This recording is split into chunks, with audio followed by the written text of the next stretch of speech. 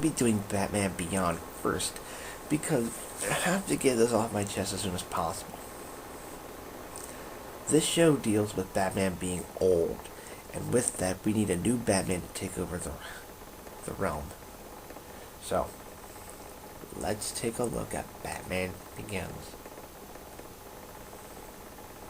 The story starts off with Bat in a flashback where Batman's trying to stop a very normal hostage situation. Unfortunately, it's just not going to cut it out. His Batsuit, while it is a top grade technology, he can't really handle doing these things anymore. It's eventually shown that he's an old man, at least in his 60s, and if so, he hangs up his cowl. We cut to 65 years later, and Terry McGinnis is hanging around with his girlfriend, and ultimately, they're hanging out, and Terry ends up trying to stop the leader of the Jokers, Joker with a Z on the end, from harassing them. Unfortunately, he makes his way to Wayne Manor, where Bruce himself doesn't necessarily feel comforted by the fact Terry's there. Terry stumbles into the Batcave. Bruce just yells at him, and he goes back home to see that his father's died. His father was murdered by George Takei, of all people. It's a very sad moment when you see Terry sitting there in the room all depressed in blue light. When he thinks about it, the only one who can stop George Takei is definitely Batman. So he steals the suit and goes out and takes revenge. Unfortunately, this takes away both Terry's freedom and it spirals him into a new, more exciting life of Batman. That's about right. But I don't want to spoil too much of the series. So, let's get down to the characters. The characters in the show are very unique. We have Terry McGinnis, Bruce Wayne, and for the villains, we're just going to review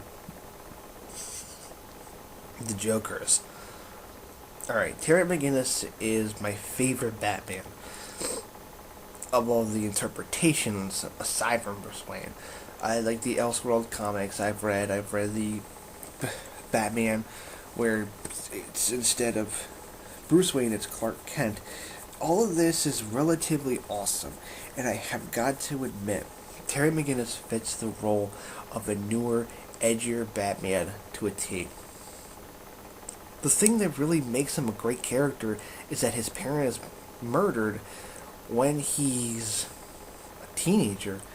And at that age, you take things very seriously. You can't help but feel like you've done something wrong. And for him, it's that he did not respect his dad in their last confrontation. In fact, the confrontation ended up yelling at him, and he feels like he's done wrong by his dad. Because of this, Terry takes it upon himself to seek revenge. And at first, it doesn't seem like a bad idea, but it just doesn't feel right for Terry. What he wants to do is just make the world a better place. Now, the reason why Terry is a good Batman, aside from all this, is because he seems to be a bit more jokey than Batman. He seems to enjoy making wisecracks and such, like Spider-Man. But at the same time, he's deadly serious. In fact, one of my favorite moments in the series has got to be in one of his first battles, and he's getting his ass handed to him. And Bruce tells him over intercom, try harder, and Terry McGinnis says, "You know I'm new at this." I laughed at that. But aside from that, I like this Batman. Bruce Wayne has become a bit older, and it shows in the way he acts and moves.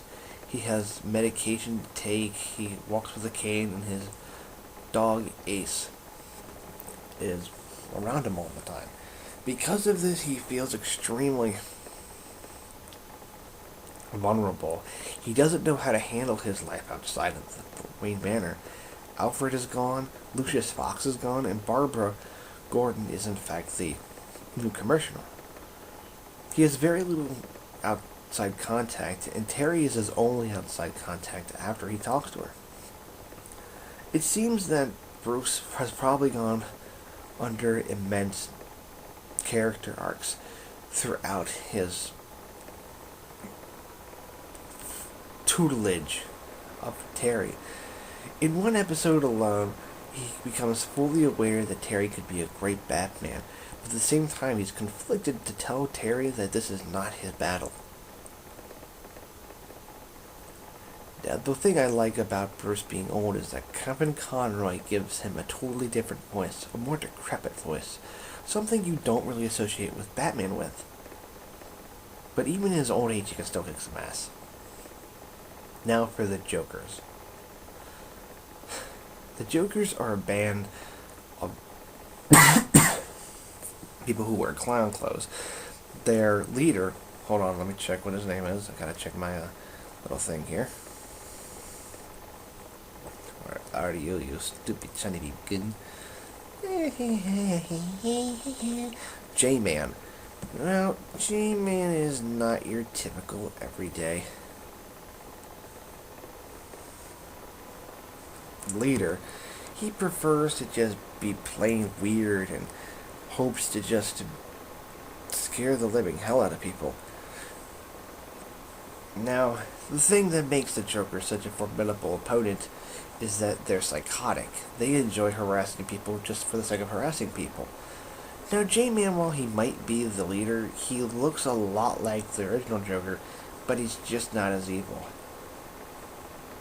I think the reason why I put them on this list is because while they aren't the most physically imposing, they left the greatest mark on me, and that was mainly due to the fact that they didn't take the Joker role all that seriously. They took the Joker role as, oh, well, he's a villain, we're a villain.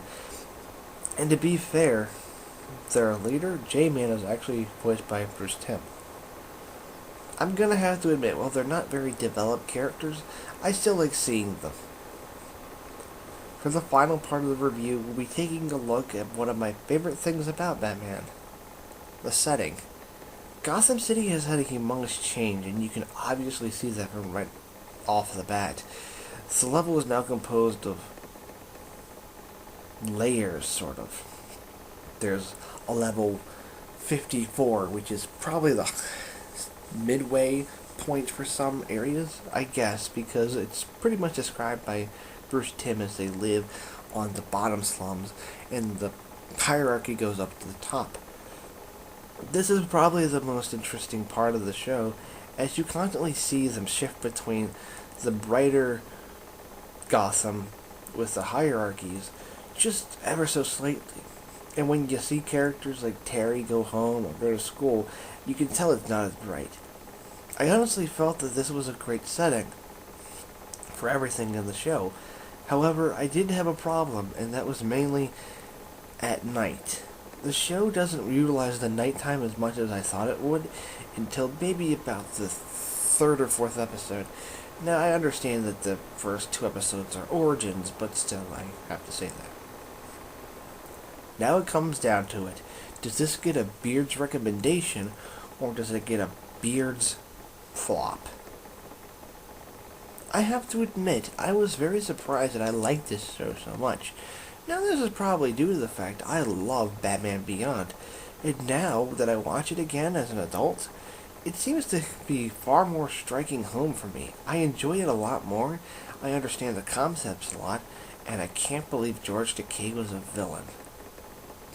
So, this gets a Beard recommendation from me, and if you don't know anything about a Beard, you know that they have the right feeling for everything. Except when they're itchy, that's just weird. So next time, I'll be taking a look at Superman, the animated series.